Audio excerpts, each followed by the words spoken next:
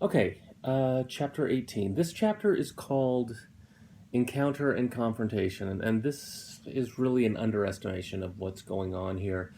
This is the period of history where Europe it doesn't encounter and confront, it starts to obliterate, dominate, and take over the globe.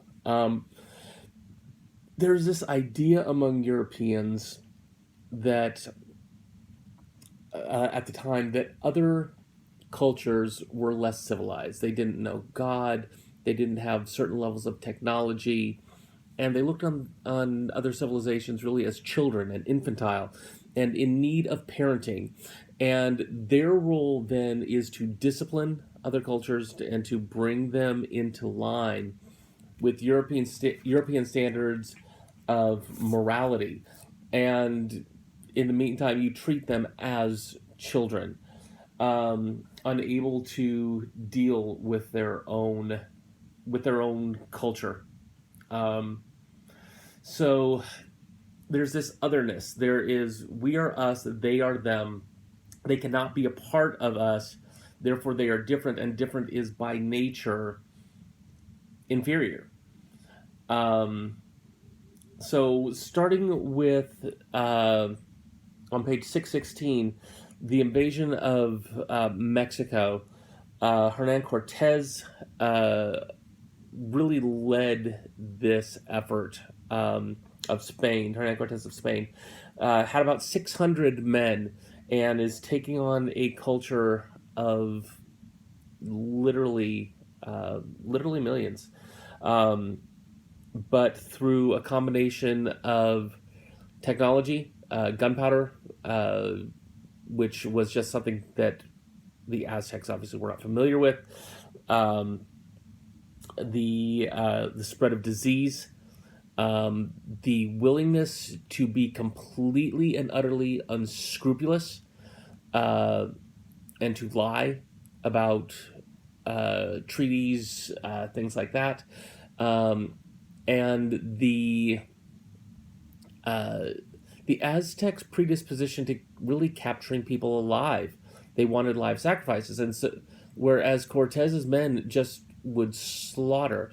Also, the armor that they had uh, made a difference.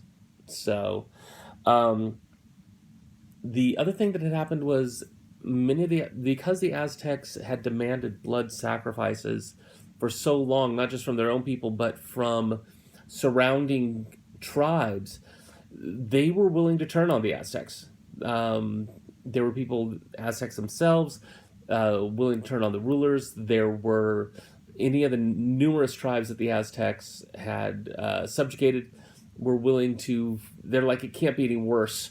They were wrong, um, but this led to the eventual uh, destruction of the Aztec people. Um, One of the a very important document, the 1581 History of the Indies of New Spain by Diego de Duran, um, gets into detail of the technical superiority that the Spaniards wielded over the natives and the way that that really made just such a massive, massive difference. There was an attempt by Duran to try to uh, to try to preserve, to try to record Aztec history and culture because he saw how fast it was being obliterated. Um, the this One of Cortez's men, Alvarado, actually ran into a bit of danger, um, but it wasn't. It simply wasn't enough. Um, Part of the problem also was Spanish or Aztec legend had it that one of their gods, Quetzalcoatl, would return one day. He had supposedly, uh, according to various versions, went off on a raft of snakes or burned up like a phoenix and was going to return. He was supposed to be fair skinned, have a beard, um, and he was associated with Venus. And so when Cortez showed up at, at the sea, looking like a god, acting like a god, with powers resembling a god. They initially brought him in as a god. It's like this was supposed to be the start of a golden era for them, and instead it turned into their destruction. Um, Within a period of only 2 years, this is a civilization that went from 20 to 25 million people down to two. That's 9 out of 10 people died in this culture in 2 years. It was slaughter. It was worse than anything that the Black Plague had visited on Europe. It's truly a blot on history. Uh, the absolute destruction of this culture. Um, so, um, really quick, Tenochtitlan, the Aztec capital, about 200,000 people lived there. Um, this was paradise in a lot of ways, minus the blood sacrifices. Literally gold everywhere, gardens full of flowers, fruit, markets with anything you could want. People wanted as far as food for nothing. Um, it was just absolutely amazing. Um, and as far as a culture, as far as the sophistication of the culture, their government, their religion, their societal organization, everything was well organized, well run, well managed. These were not children in need of daddy to look after them. Um, but despite this, um, they were, because they didn't have the technology and because they didn't have the Christian God, they were beneath. Um, so there was a concerted effort not just to conquer the Aztecs, but to eliminate their culture, to wipe out records, to wipe out histories, to wipe out the religion, destroy anything that had to do with these things, because that would interfere with the ability to convert people to Christianity. Um, there were, and this was a practice that, while it was first practiced here, it was happened in America as well. Especially when we're talking about things such as the schools, right? You would bring in the Christian missionary. They would take the children. They would cut their hair appropriately. They would give them new names. Cut their hair appropriately, right? Give them new names, teach them the Bible, call their gods demons, and keep them away from their parents in order to get rid of the savage in them. Okay, just like Cortez did in Mexico, Pizarro did the same thing in Peru with the Incas. Even at this point, this was one of the largest empires in the world at the time. It was massive. He captured the ruler, Atahualpa, and Atahualpa offered a ransom of 13,420 pounds of gold and 26,000 pounds of silver. Okay, massive, massive treasure to save his life. So I was like, sure. And so the emperor gathered the appropriate treasure, and Pizarro killed him anyway. Just go through and take as much gold and silver as possible from the rest of the empire. Same thing happened. You end up seeing this blending of native and Christian religion in artifacts, etc. Like you can see that there on what is it, 619? So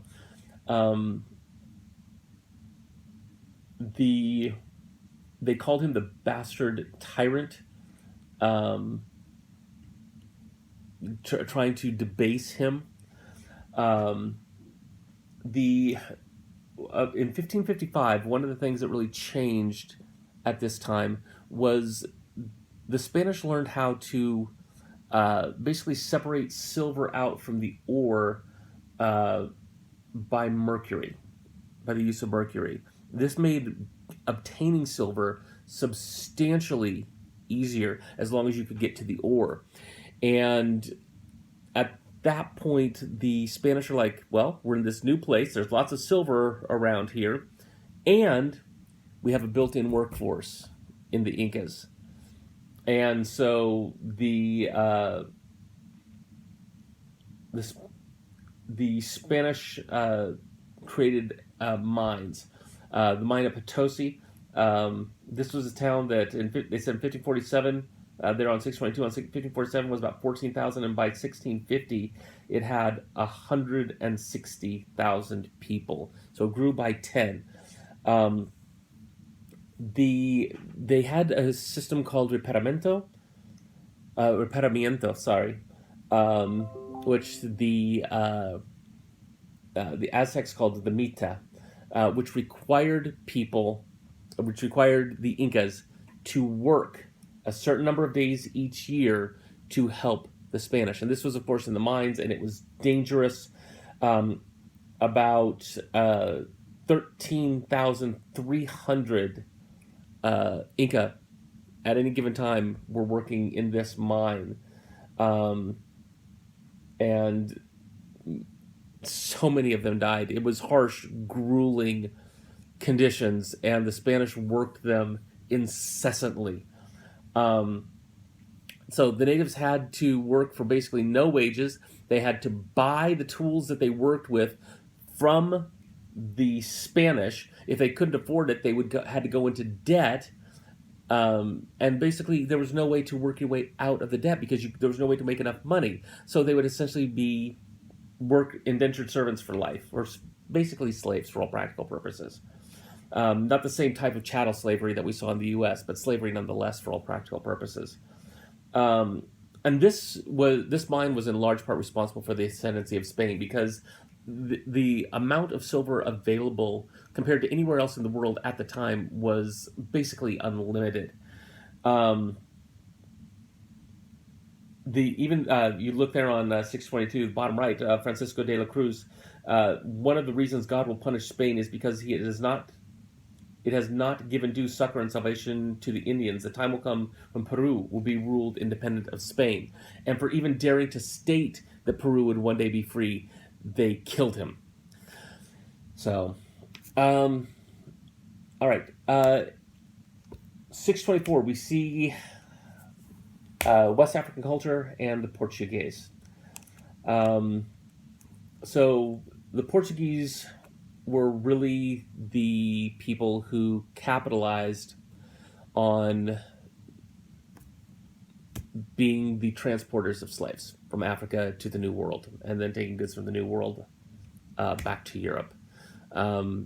Many people, there were other people that practiced it, but the Portuguese did it at a level that was unlike any other. Now, slavery was not new in Africa.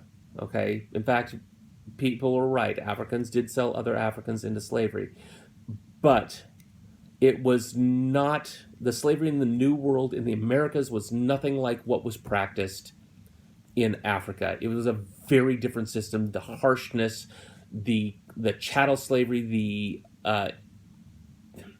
constant willingness to kill, right, and just use a person up.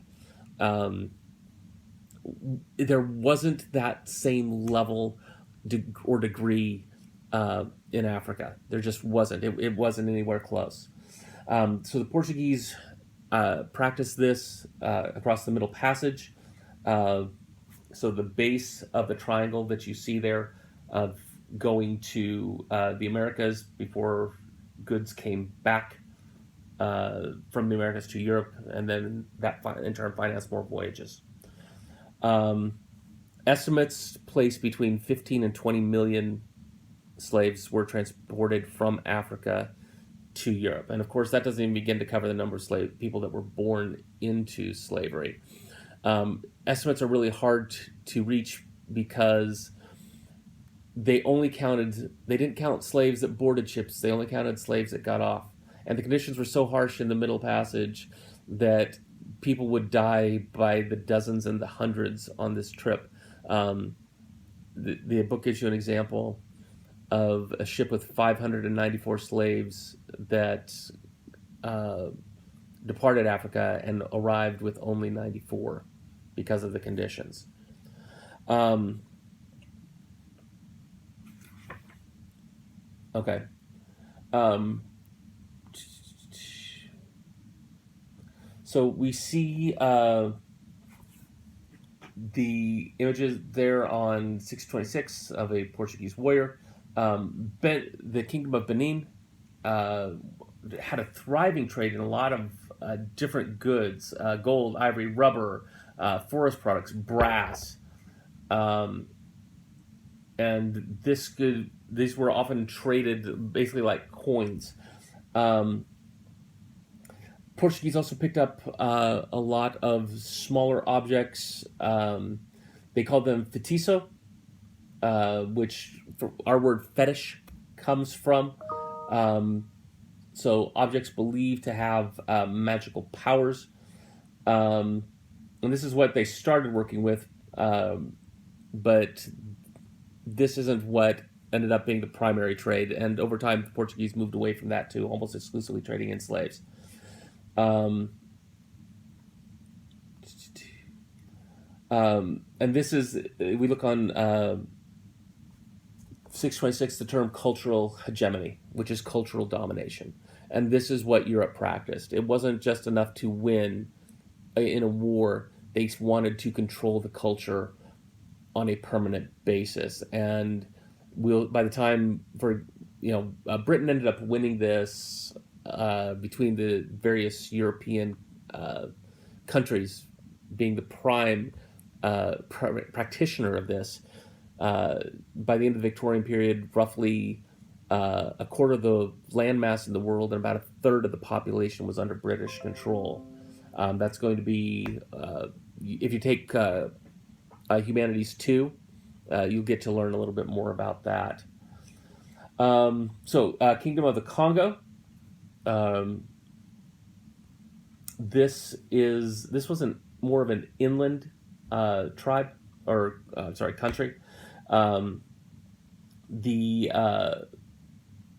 one of the king's titles, Montombola, the one who summoned spirits from the land of the dead, and which was supposed to be, the land of the dead is supposed to be beneath the sea. Okay, and so when you end up with visitors coming from the sea on ships, and these people, the residents of the Congo had never seen anything like these ships before.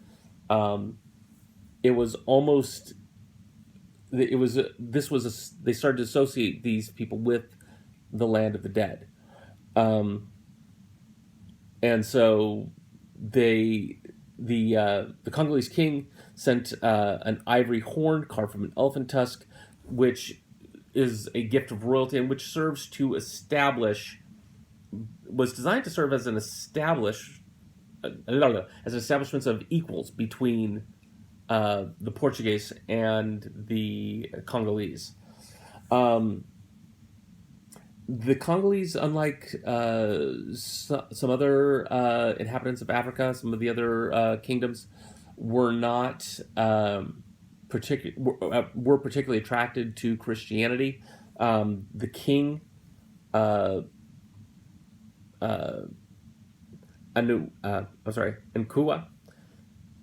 converted, and not long after, his son ordered it to become the official religion of the state.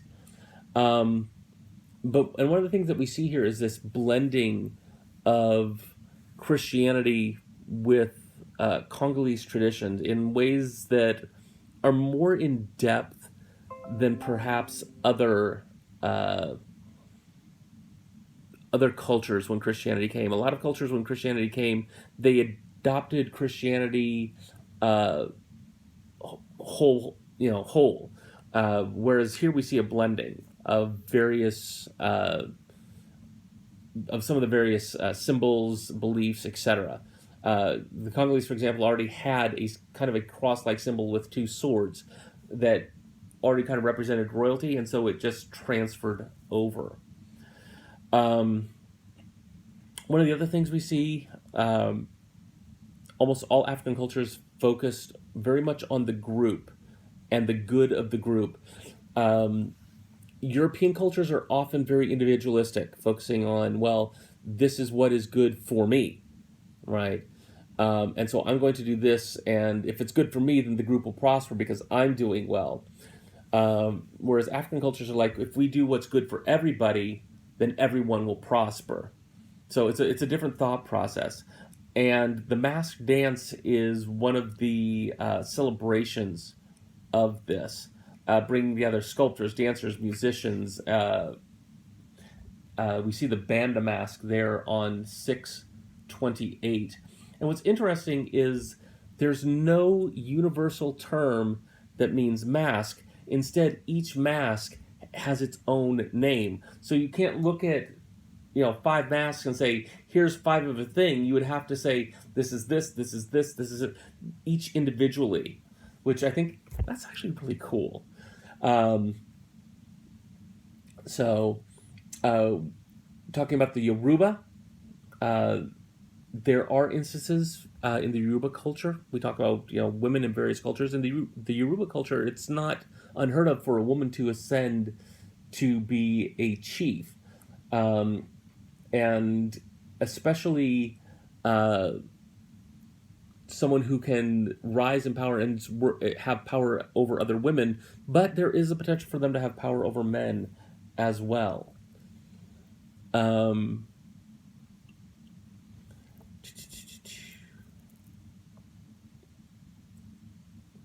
So on 6/29 talk about this idea of spirit spouses, right? This belief that we all lived in the spirit world before we were born, and in very much the same way we do now. Um, and so we can actually hold on and still have an attachment to somebody who has passed, to where we dream of them and think they basically inhabit our thoughts even after they have passed, which prevents you from functioning smoothly. Somebody who's, for example, who has this type of connection, might not be able to bear children because she's still attached to a prior husband. Um, so, and they could actually, this person, if they're still hanging on to someone who's passed, they could actually cause disruption in a current marriage. Um, there's also so they attempt to appease this spirit by creating a replica of them. The Yeah, so it's created in wood, and you basically take care of the wood to basically try to appease the spirit of one who has passed on. Um, and throughout Central Africa, power is believed to derive from the relationship with the dead, be it ancestors or someone more current through powerful rulers, etc. Um, and they harness these powers through Minkisi. Um, so these are these little figurines, right? Um, and some of these Minkonde are the most powerful, and these are said to pursue witches, thieves, adulterers, and wrongdoers by night. And you do this. It's basically like a voodoo doll. You drive nails into it, hit it with a sword, whatever. And so this transfers over into uh, modern voodooism, which is, depending on your style of practice, could be a blending of African religion with Christianity in many cases. Although there's various sects of voodoo that have slightly different practices and beliefs. Um, yeah, and many of these, because they were so horrific looking, they ended up being associated by the Europeans, of course, with witchcraft. And so means if anything is related to witchcraft, you've got to destroy it because witchcraft, right? Got to destroy the thing. Okay.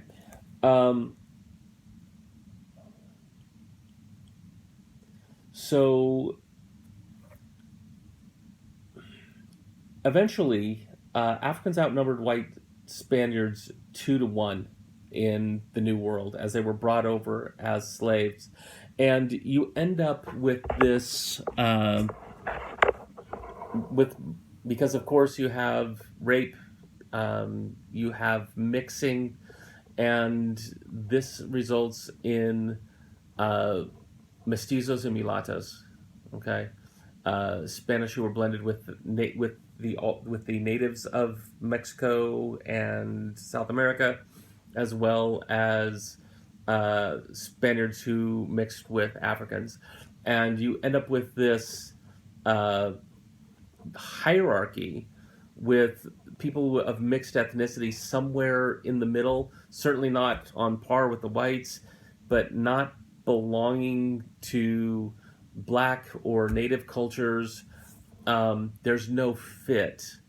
And there actually became whole art forms dedicated to showing the degrees uh, of intermingling across generations.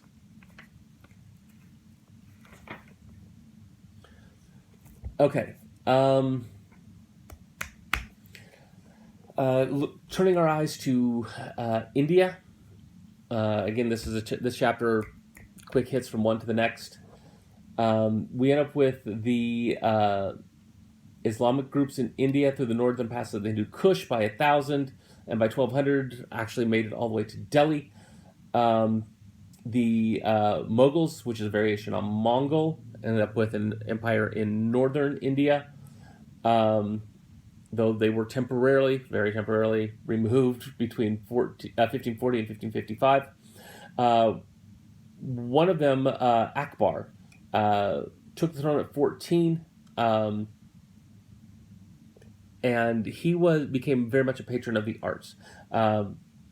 Established a school of painting in India with artists, both Islamic and Hindu. Okay, so he did not care. He was looking for talent, and he urged people who were underneath him. He urged the painters to study Western stylings, and so we end up with this kind of cross style of traditional Indian art with Western styles of painting. And so he had, aware that his population was largely Hindu, despite his own Islamic background, he practiced a toleration of all religions, and in fact invited Jews, Christians, Hindu, everybody to court to debate with Muslim scholars. He felt that by having these debates, it would do nothing but sharpen and get to the truth, as opposed to having these dogmatic beliefs. He did tax rather heavily the people, but he also had some really good reforms. For example, it used to be a practice that when a husband died, the wife would have to be burned alive when he was cremated, and he got rid of that. So women were grateful for that. This is also where we see the formation of the British East India Company. And the British East India Company would eventually become the most powerful force in the world. I mean, there's no other way about it. Yes, England as a country was powerful, but England was powerful because of what was done by the trading companies. And the British East India Company was the most powerful. It was founded in 1599. They had exclusive trading rights to the East Indies. King James sent a representative to India to arrange a commercial treaty, which would give the East India Company the right to make factories, and the only right from any country to make factories. And in return, they would provide the emperor with luxuries from Britain, which of course was agreed to. But ultimately, this led to basically the subjugation down the road of India by the British for a couple hundred years. Okay. In 1628, the Shah died. He was addicted to wine laced with opium, which mixing drugs and alcohol is never a good thing. Um, his son did not encourage painting to the degree that his father and grandfather did, but he was a patron of architecture. And he ended up creating the Taj Mahal. And if you look there on 634, you will see a picture of the Taj Mahal, which is considered to be one of the most beautiful pieces of architecture ever in the history of the world. Um, it's surrounded by gardens which are meant to evoke paradise, as described in the Quran, the holy book of Islam. Um, the garden measures about 1,000 by 1,900 feet, has pathways, reflecting pools, fountains that used to have fruit trees and cypresses, which represents life and death. There's a mosque that's used for worship, and then the mausoleum. It was made as a for the Taj Mahal was made for his favorite wife. Um, there's these chhatri, which are these small pavilions that are commonly seen in Indian architecture, and it's basically square, though the corner is slightly shaved, so it actually creates an octagon, even though it looks square. Um,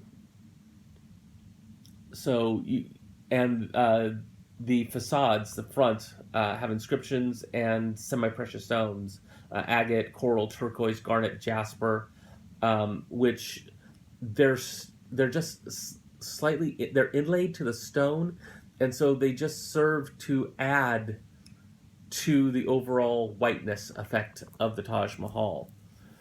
Um, the Red Fort uh, is another building made at the time, which is supposed to be the most. He wanted to be the most important palace on Earth. There's gardens, there's pavilions, baths, etc. And at the center of the peacock throne room. Okay, this was a solid gold throne, which of course, when somebody takes over, they're going to take that, and that was done by the Persians in 1732, on a platform, and this was flanked at the time by jeweled peacocks. So just absolutely beautiful. Jahan in 1658 became ill. His four sons ended up fighting it out. And the most conservative one won and confined his father to the fort. To the Agra fort, which was different from the Red Fort. And he reinserted traditional Islamic law, getting rid of other, basically outlawing other religions. So, all right. China, they're on 635, the Ming Dynasty.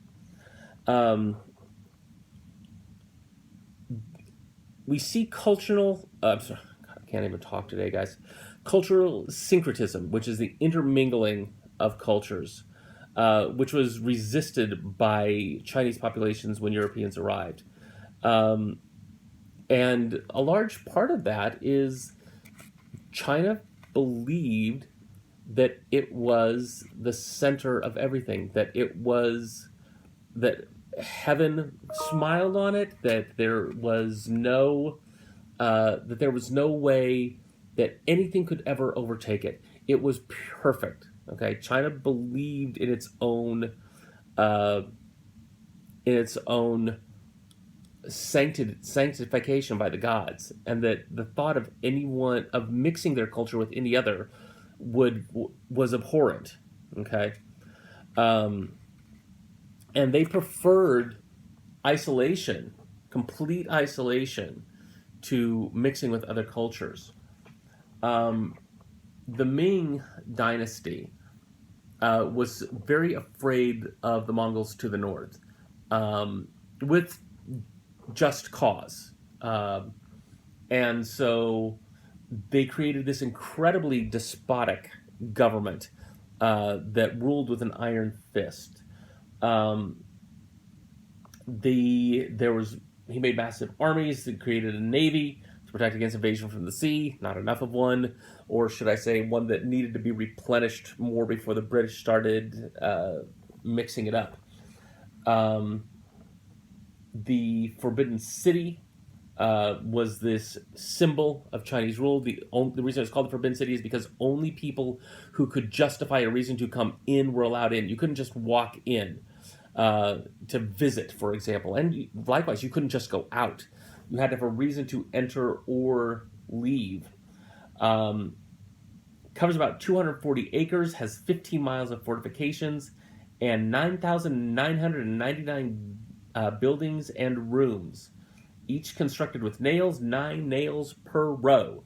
9 was an important number in Chinese culture. It means everlasting. And so by having all these 9s, the idea is that this is a city that will live forever. So the emperor and his family almost never left. Visitors had to come through the U-shaped Meridian Gate, and then they crossed the Golden Water River, spanned by marble arches. It's just a beautiful, beautiful place in its prime before it was destroyed.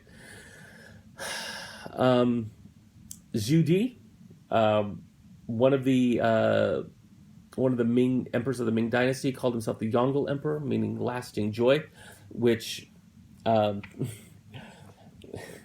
he called himself the Emperor of Lasting Joy because he caused a lot of problems and was pretty much a tyrant, and yet he called himself that to kind of downplay that.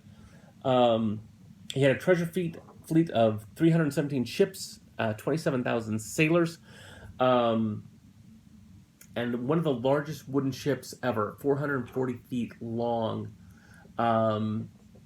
So these ships would travel around the Chinese Sea, Indian Ocean, etc., basically collecting dew from these smaller kingdoms and increasing their wealth.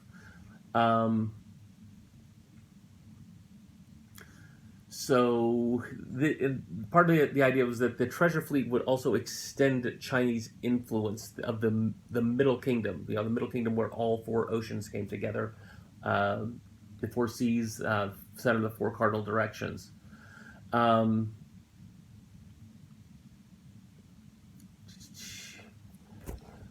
see lacquerware here. Lacquer is extracted from tree sap.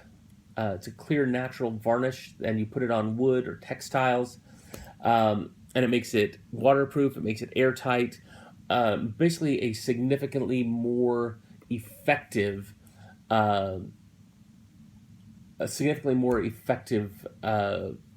container. The other thing that was highly prized was porcelain ceramic ware. The Chinese had invented this process of making porcelain about 1000 BCE. And this is something that was always prized, and you see the evolution of painting these throughout various eras and various dynasties. The Ming liked fish, waves, and sea monsters, but of course dragons, because supposedly the emperor had the blood of dragons in him. Okay, so different competing schools of painting. So the Southern school of painting, very inventive, very radical in the Southern style. Northern is much more conservative, much more traditional. And this also reflects their styles of Buddhism as well. So in the Northern school, you look there on 639, a lot of technical skill, lots of color, traditional Chinese motifs, right? So there we see the bird and flowers, okay? And then the Southern style, much more understated, use a lot of ink as opposed to a lot of color, and favors free brushwork as opposed to a very specific style. For the Southern artist, reality was in the mind and not the physical world, so expression was the goal. Um, and you do see uh, on the Southern style, they tend to use calligraphy and poetry as part of the work. So you have this beautiful piece of art, and then you have a poem, right? And so you have the beauty of the poem, and then you have the beauty of the calligraphy brush. So the stylizing of the writing. All right, and Japan. Um, so looking at Japan, um,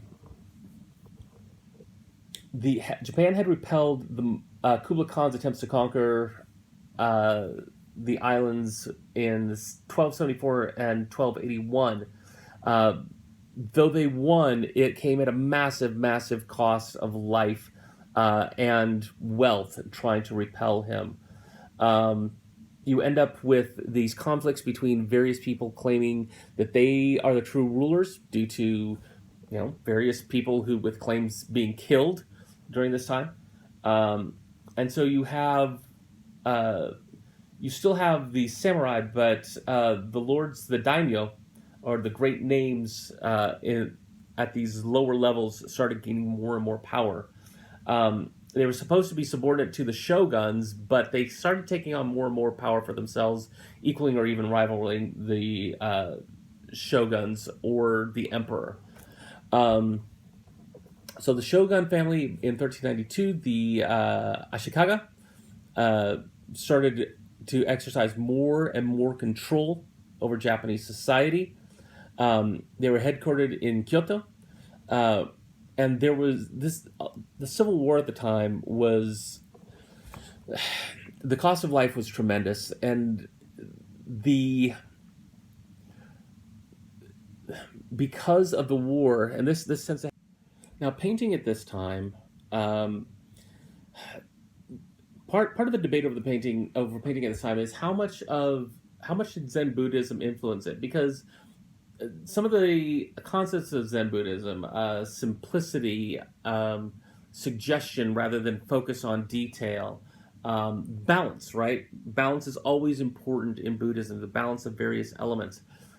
Those are things that were already important in Japanese culture. So, how much did they really impact it? Um, Now, at the time, though, there were some masters that did start looking to China for influence. And we see uh, some of these landscapes start to become more and more a part of how Japanese culture expressed themselves.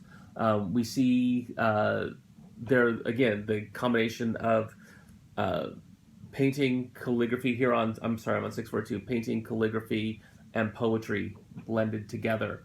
We also see the haboku, right? The broken or splashed ink, layering ink, one layer of ink over another to create the effect.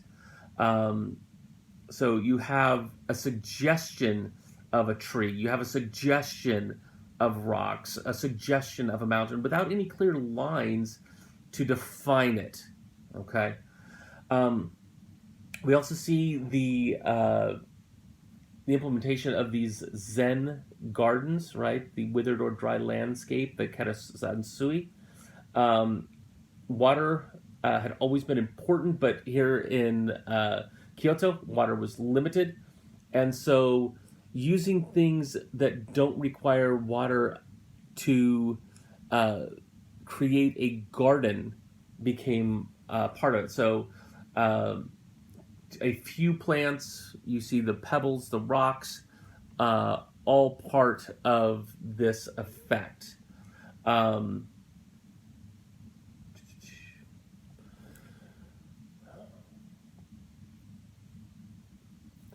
the tea ceremony became a very important part at this point as well, and the rules for serving tea, for being with somebody at tea, for making the tea, all of this became very formalized and very ritualistic, and it became one of the most important parts of Japanese culture.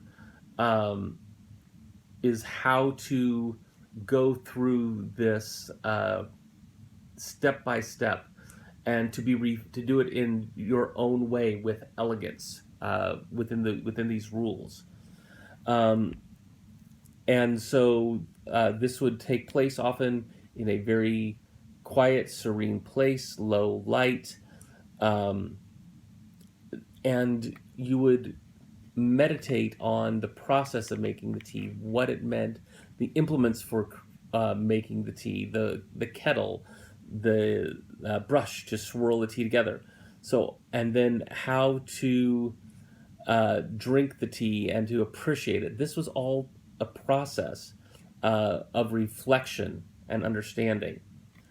And it's interesting that where this really uh, became uh, formalized, it wasn't within the nobility, but rather within the merchant class, as the merchant class really took this on.